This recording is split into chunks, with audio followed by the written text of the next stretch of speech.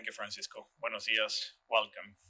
I'm Alberto Chaya. I'm a senior partner with McKinsey & Company, and I'm the co-author of our Latino Economic Mobility Reports. It is a privilege to be here as we celebrate 5 years of partnership between McKinsey and the Aspen Latinos in Society initiative.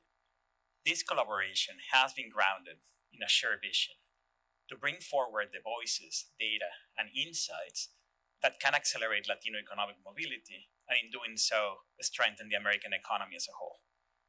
I want to thank our colleagues at Aspen for being such steadfast partners. A special thank you to my colleague Lucy Perez and Aspen Latinos in Society Executive Director Dominica Lynch. Without their vision, we would not be here today. Together, we have not only published important research, but we have created platforms where ideas turn into action, where stories become strategies for change. Over the last 5 years, our partnership has produced 5 major reports, with this year focused on Latinos in sports. Together, the research forms one of the most comprehensive views of Latino economic mobility in the US. We started by laying out the framework and how we look at the data, looking at consumers, investors, savers, entrepreneurs. We wanted to understand what the systemic barriers are that limit Latinos' ability and access to economic opportunities. We examined the Latino consumer market, underscoring its size, vibrancy, and untapped potential.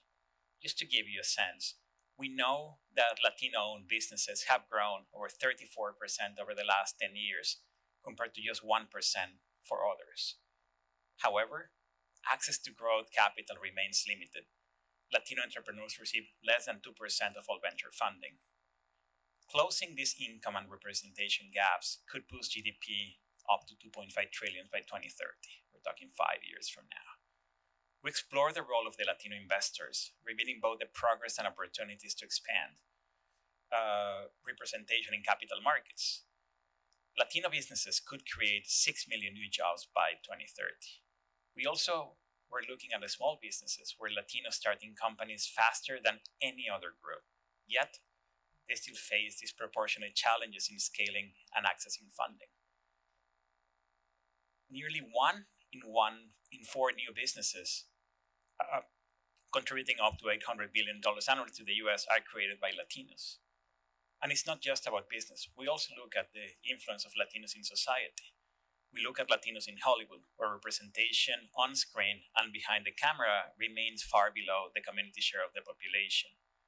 Just increasing that representation to population parity could generate $12 to $18 billion in annual revenue for the industry. Each of these reports has told a part of the story.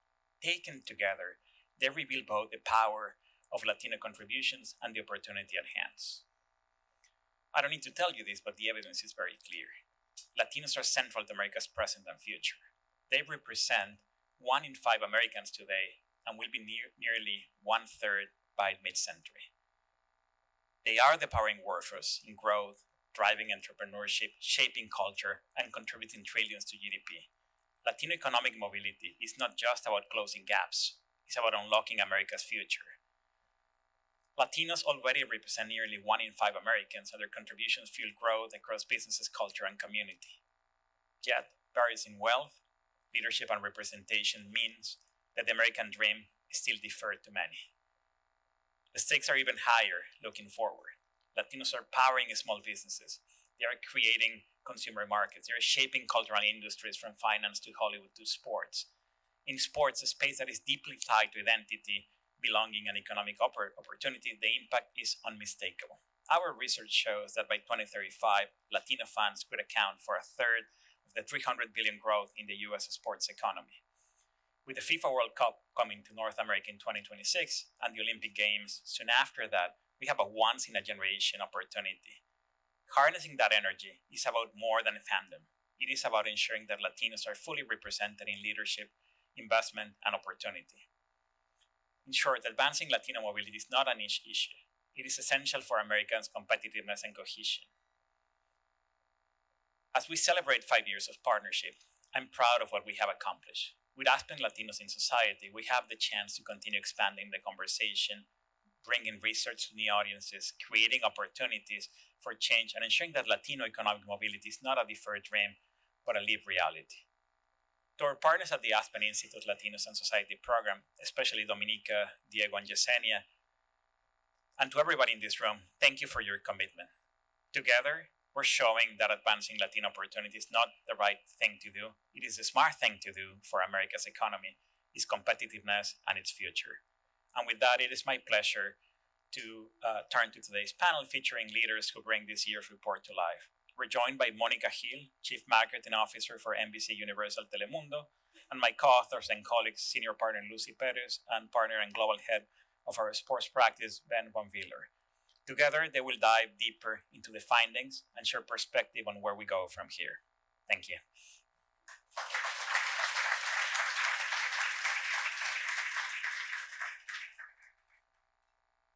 Hola, hola, buenos días. How is everybody? It's great to be here today, everyone, and to see so many familiar faces. As Alberto said, today is a really important day because we're going to be talking about topics that are very dear to many of us, and it's really about the opportunity to talk about Latinos, sports, and media and everything that's coming together. And today we're very lucky because we get to start off with an amazing panel and group of partners that have set today a research study and a report that launches today that really talks about the power of our market and the power of the opportunity that we have in front. But before we get started, I think it might be important to just take a minute to learn a little bit about both of your backgrounds. You know, Lucy, I know that you've been connected with Aspen for some time now, and this is not your first visit with us. So tell us a little bit about what you do, and I know you do a lot with women and equity as well. Thank you, Monica. It really is such a pleasure to be here. It almost feels like coming home again because this began, and I want to take an opportunity to really thank Dominica for her vision here. This began with a random email that you sent to the McKinsey, askmckinsey.com, and somehow it made its way to me. And that led to a phone call, right? And it was this idea of, could we do something together between Aspen and McKinsey looking at Latino economic mobility? And it is amazing to look back for 5 years and think how much we've been able to do together, right? And very much with this shared sense of purpose, right? For us at McKinsey, our mission is to work with our clients across public, private, and social sector on driving sustainable and inclusive growth. And with a real belief that those three have to go as ands, not as a choice or trade-offs between them. And so when you think about the American economy, Latino economic mobility is at the heart of that, right? And I think this is why this connection and collaboration with you, Dominica, has been so very special. And I thank you because the collaboration, frankly, this ability to cover so many topics over the last 5 years has been incredible. And this has all been part, as Alberto was just saying, our mission within the Institute for Economic Mobility, which he and I both co-lead. This year's report has to do with Latinos and the sports economy. The other hat that I wear at McKinsey is that I'm the global leader of the McKinsey Health Institute. And so when you think sports, health goes hand in hand with that, right? How to have healthier communities, healthier societies, which makes me so excited for the conversation we'll have today. Each year, as we do this report, I'm so thrilled because we have the very best of our firm joining us in this journey. And this year is no different. I'm so excited that I got to work with Ben, who leads our sports practice, and I'll let him share a little bit about himself as well. Thank you. Good morning, everyone. This is my first of these events, so thank you for the warm welcome. As Lucy said, I lead our global sports and gaming practice. So my work is all across the sports economy broadly. So we do a lot of work with teams, leagues, governing bodies, what most people think about when they think about sports, but then every one of the adjacent markets around that. So sports media, technology, real estate, ticketing, merchandise, and then also sort of public sector and social sector things. So we care and do a lot of work with ministries of sport around the world down to youth participation. So this topic is actually a really important topic for me in many parts of my work. And so I'm very excited to be involved and for the conversation today. So thank you both. You know, as I think about this moment and the fact that we're partnering with McKinsey, both of you are partners there, one of the things that really strikes me is that for many of you know, I love data, and coming back to data is really important. We know how impactful these reports are, especially when you have a partner such as McKinsey putting out a report of this magnitude. Tell us a little bit, I'm curious, why now? What was the impetus for this report, and why are we talking about this topic? You all deal with major clients across the globe. Tell me a little bit about what is the moment that you wanted to capture today? So, a few headlines. I think Alberto already references. We're seeing real demographic change in the US. The Hispanic community is one of the fastest growing. I think it's also not perfectly understood by the broader sports economy. So a lot of the conversations we had suggested to us that while this community is a priority for almost everybody, the depth of understanding is not quite there, so it makes this very timely. And then the third thing I would highlight is youth sports is undergoing real transformation in the United States. And we'll dive into that as well. And then the last point I would say is we're seeing a big transition away from linear to digital media, and that's causing a ton of disruption for everybody across the ecosystem. And this community has some really interesting insights around how they consume and engage across. So I think we'll talk about that as well. Yeah, for sure. I mean, we definitely see the intersection of so much change. Lucy, did you want to add a little bit to that impetus? Maybe just a little bit. Our clients, the topic they most like to talk to us about is growth. Yeah. And when you take a look at this and the opportunities that it presents for business growth, not just for the leagues and the teams, but actually for so many brands that advertise through sports channels, it is just a massive opportunity. And you just don't have so many channels that are growing at the pace that this ecosystem is. So everybody wants growth, and we know everybody wants growth. Tell us a little bit about the findings, some of the key findings. Obviously, there's a lot. Where do Latinos sit right now in the sports ecosystem? I mean, I'll start with a couple of my favorite headlines, and maybe Ben, you add to it, but this is what has been so exciting, right? It really is a story of growth. You look at the sports ecosystem, and today we're on the order of 160 billion in scale. By 2035, so in just 10 years, it'll almost double to around 300 billion. That is a massive rate of acceleration, right? And as we're looking at that growth, a third of that growth we can attribute back to Latino fans. So that is, one of the parts that gets us really excited. Ben mentioned youth sports, and it's something that we really wanted to look into deeply because that's actually one of the areas in the sports economy that's growing fastest, over 9% per year. That is, again, another really big number. And what's really exciting to see there is that we're beginning to see real shrinking of the gap between Latinos and non-Latinos. For women in particular, and because you know me, I actually always like to share some of the facts as we look at those sex-based differences. Massive improvements. We were seeing in 2019, Latinas were only about 38% participating in youth sports. That in just 5 years has grown by 10 percentage points. That's great. So some really excitement around the growth here. The thing that I would add that really struck me when we did the work on top of everything that Lucy just described is just how compelling the Hispanic fan is as a fan of sports. And I'm not sure I fully appreciated that when we did the work. So they spend more on their fandom, they engage more across platforms. And I work a lot with clients in the sports ecosystem. Everybody is struggling with this transition away from linear media. That was the core economic driver of the sports economy historically. And they're worried about people consuming less live games, less live sports. The Hispanics fan actually is a really exciting picture of the fan of the future. And that I found really compelling. They're much more likely to subscribe to sports streaming services. They're much more likely to engage with sports content on social media. This is the kind of thing that you say, okay, now I can see where the industry is going, and I can see a much more positive future if the future fan base behaves like what we're seeing from the Hispanic. And I love that you're saying that, because coming from the media industry, we really have to keep tune with how consumers are wanting to view their content. Also, you talked a little bit about the sports fan, which I think is really important. And for all of us who have been to a Latino graduation, you can imagine us when we go to a Dodger game and you see that reaction. So we know exactly what you're talking about. Let's dive into a little bit about this economy of the sports. Currently, the economy is 160 billion. That's expected to double in the next 10 years. And you said right now that Latinos are going to attribute to 1/3 of that growth. That is massive. massive opportunity for Latinos. Where exactly is the economy growing when it comes to sports and when it comes to Latinos? So it's growing across most of the subcategories. So we are seeing growth in media. We're seeing growth In subscriptions and yes. So we're seeing growth across linear and digital, driven by the role of sports in particular, because it aggregates live audiences that are very valuable. That will be disrupted over the period, but we are forecasting digital to start replacing some of the disruption with linear.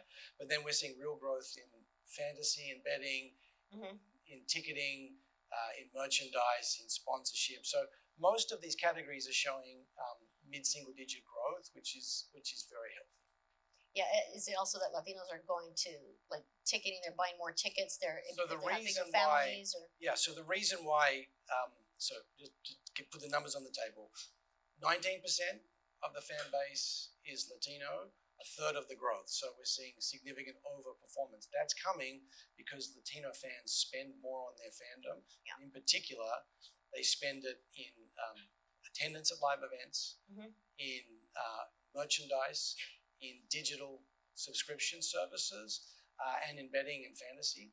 And so all of these things are going to see are growing over time, and so they're going to disproportionately contribute to that growth. that makes a lot of sense. And if you think right now, And if I could add just one thing, because I think this will not surprise this group.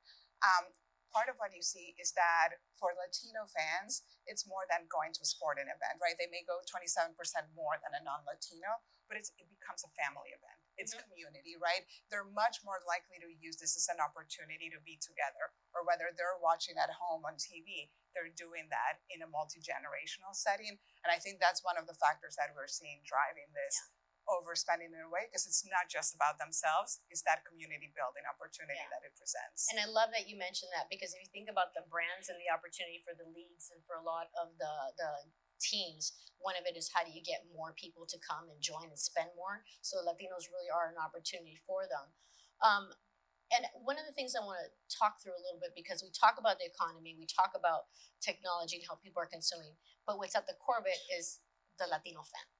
The Latino fan right now is Latinos make up 1 in every 5 sports fans in the United States. We have this major opportunity in Los Angeles right now, right? We have FIFA coming up in 2026. We have NBA All-Stars. We have a Super Bowl coming to California, and we have the Olympics. Can you tell us a little bit about this new generation of fans? Tell us about where Latino fans, who they are, and where are they making the biggest impact? Yeah.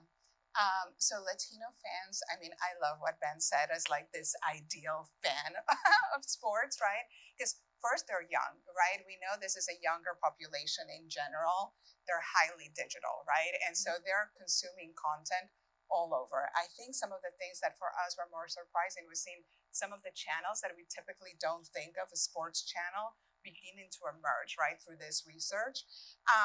And they're part of the community, right? They're not doing this on their own. They're watching with family, friends, whether it's at home or on the stadium. And so what's also really important, they're looking for authenticity, right? So when brands are engaging with them, it really matters that they feel that is authentic, holistic, and not just a one-time gimmick. Yeah, and I think one of the things is that we all know Latino fans, from the research that I've seen as viewers, they can smell inauthenticity in a second. They know when it's not real. That's what, for us on the Spanish language piece, it's really important, because we know the new authenticity is about really being the experts and having the expertise in it. And I think one of the things for Latino fans in general is that they truly are becoming the experts of the sport themselves. Additionally, as I was looking through the data, you mentioned right now non-traditional viewership. I think this is really important, and maybe you guys could speak to this. What is some of the viewership that Latinos are using? I saw, for example, that 54% of Latinos are watching on WhatsApp. Yes. Tell us about that. Yeah. Ben, I know this was something you really were surprised that originally Yeah, I mean, buy. it's very striking. I think, as Lucy mentioned, fans are younger and they're much more digitally native. So we are seeing spikes in sports consumption in non-traditional platforms, as you mentioned, WhatsApp, ton of people consuming sports content on WhatsApp, and a massive. Can I just? Do any of you guys watch it on WhatsApp? Okay, then you guys are not. But I think there's a supply-demand imbalance. Like, if you look at the rights holders, their engagement on WhatsApp is far lower than what these fans are saying they're spending their time doing. And that is a huge opportunity. If you're looking to connect with these fans, you've got to be on the platforms where they're engaging. And I'm so glad. This is really important because from a media rights holder, one of the things is that we know is that people are consuming it across social now, across Instagram. So they're not necessarily watching the entire game. They just want their little sound bites of it, right? And also internationally, if you think about our communities, how they communicate, it is through WhatsApp. So a lot of the content that they're receiving. So that was surprising to me, but I think what it made me really think about, talk about the opportunity for the entire sports industry right now to try to go into different spaces. And also, I had read something as well that Latino fans, depending on where they are, the report said that they have different preferences across sports. Whether you're Mexican, Cuban, Puerto Rican, you like different things. Can you tell us a little bit about that? Yes. So, I guess the headline here is the Hispanic community is not a monolith. That's obvious to everyone in this room. It's not obvious to people outside the room. And you see, and that makes them actually harder to connect with authentically, because as you mentioned, if you talk to a Dominican in Los Angeles, a Dominican American in Los Angeles, in the same way as you talk to a Mexican American, you're not going to get the same level of engagement and resonance. And so we are seeing differences in country of origin or country background. We're seeing differences in language. Right, so there are preferences for English language communications, Spanish language communications, or bilingual communications. There are also preferences for platforms. So the people who do this really well, I was quite struck by this, have built a marketing team that actually, down to the level of the choice of image, will choose different images by different subsegments. So not just Mexican Americans, but first generation, second generation, or third generation, they'll change the image, they'll change the copy. And I found that very compelling because this is the level of sophistication you need to get to truly connect with these subgroups of fans. Yeah, and it's not surprising, right? Because of the fact that Latinos are so digitally savvy and they want to consume differently. Exactly. And if you think about it, we've made so many strides when we think about data, digital personalization. It shouldn't surprise us, right? Like all of us crave content that's personalized to us, to our experience, right? And this is just proving like that's very real, it's very valuable, and importantly, very doable. And I think for us, when we think about our market and our segments for all the sports industry, the fact that Latinos have early adoption of technology and are very digitally savvy and we're very social across social channels, that really is a big opportunity because we know that whether it be through AI and all the technology that's coming through, it's going to be really important. I want to switch a little bit because I think it's important to talk about the youth. And we know that a sports fan starts very, very young. So you had a lot of interesting findings about youth and how this now new consumer is the future, but also the role they're playing in defining sports industry trends and moving forward. So we think youth participation is a really important topic. Certainly from an economic point of view, this is one of the primary ways you create fans. So the sector can't ignore it, but we shouldn't gloss over youth participation leads to better health outcomes, leads to lower delinquency, better life outcomes more broadly. So it's important for more than just an economic reason. It's also timely because we are seeing divergent rates of participation in the US. We're seeing rapidly increasing costs to participate. And as Lucy mentioned, what is encouraging is that Latino rates of participation are improving, and actually a lot of the gap. So the bad news is they participate lower than non-Latino populations, but the gap is being meaningfully closed. But there are several barriers I think we need to tackle collectively to continue to close that gap. The first one, and the obvious one, is the cost. Yeah. The cost of youth sports in the US in particular is incredibly high and growing quickly. There are other barriers, though, that I think need to go alongside that. So the The sort of hidden cost is the time required of parents to enable the children to continue to participate. And if you're working multiple jobs, or even if you've just got one parent in the household, that's really hard to provide that level of time. And then the third finding that we've seen in work we've done here relates to how kids feel when they play youth sports. So I think people have understood for a long time that there are structural barriers, because when you survey kids and families, they'll say, I'll stop playing around the age of 12. And the reason why I stop is that I'm focusing on other things, homework is growing, things that people have considered structural. When we've done sort of work and really done the derived analytics, so we look at what people say, and then we look at the relationships between what they say and what they're really telling us, what we've seen is they're dropping out because they feel unwelcome. They don't feel included. And so that is a really important finding for me, because you can't just sit back and say, well, it was structural, right? That child left because they've got homework, it's just too hard. There's a good chance part of the reason why they're leaving is it wasn't fun, they weren't included, and that's the environment that you're creating. And that's true of Latino and Black kids in particular. What do you think the unwelcome feeling comes from? There's not enough kids who look like them. Yeah. The attitude of the coach or the institution, the club where they're playing, is not welcoming and is not inclusive.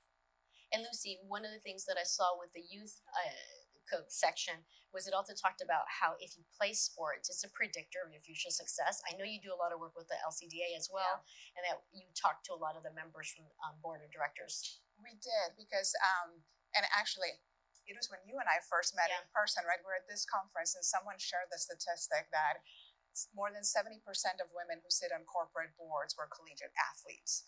And that really struck me. And I was like, I wonder if the same is true for Latinos. And indeed, we've done a bunch of different pieces of work with LCDA over the years. And we asked Ozzy, their CEO, would you be willing to partner with us that we could run a survey of LCDA members and understand what does that look like, right, for Latinos?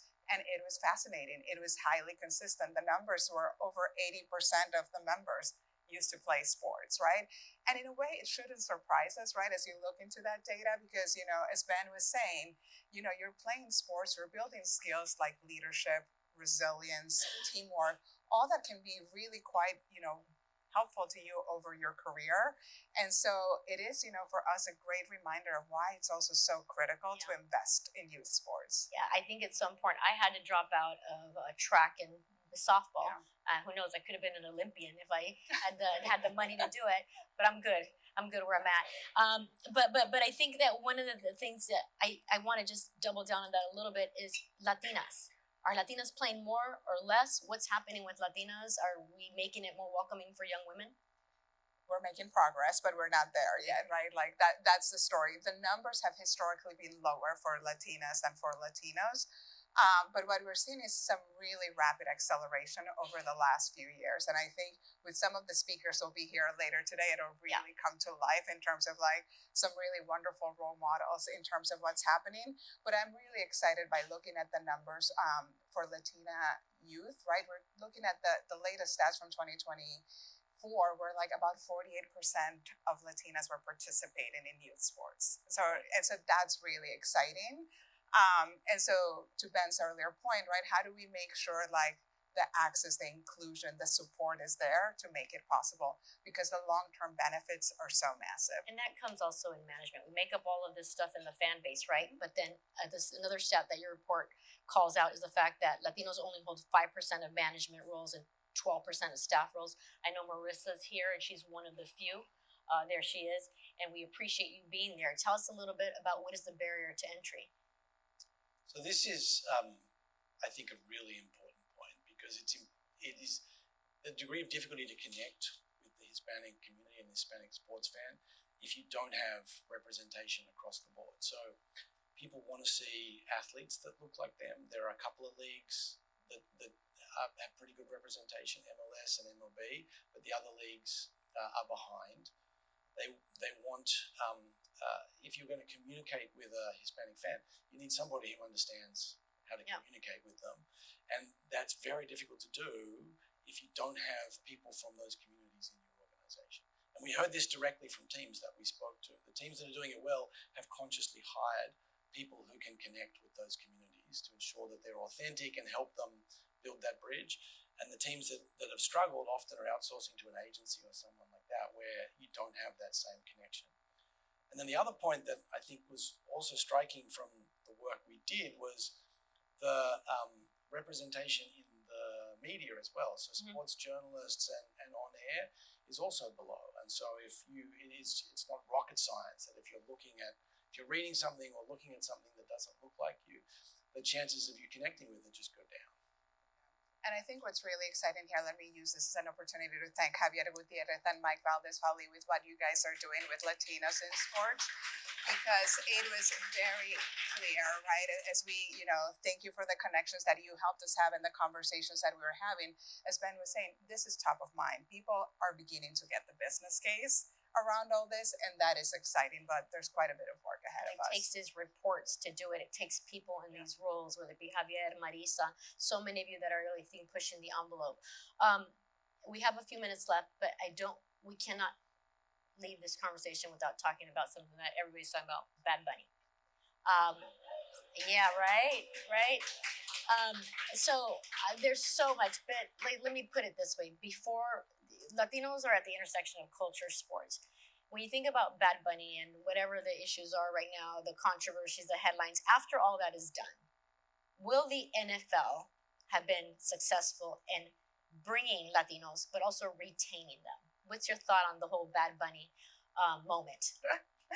Well, I do want to hear Marisa's take on all this, but first I'll start as a fellow Puerto Rican. I'm thrilled to have a Puerto Rican on that global stage. I think that is wonderful. And for all the Mexicans here, we are also thrilled. Everyone's Puerto Rican deep down, right? But I'll go back to my first comment. It's about growth. Yeah.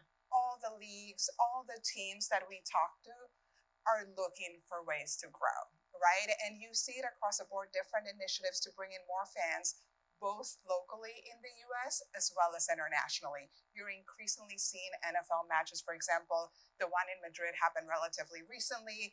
I was in London last week and someone was telling me about a match there, right? We know obviously in Mexico, different leagues are going there.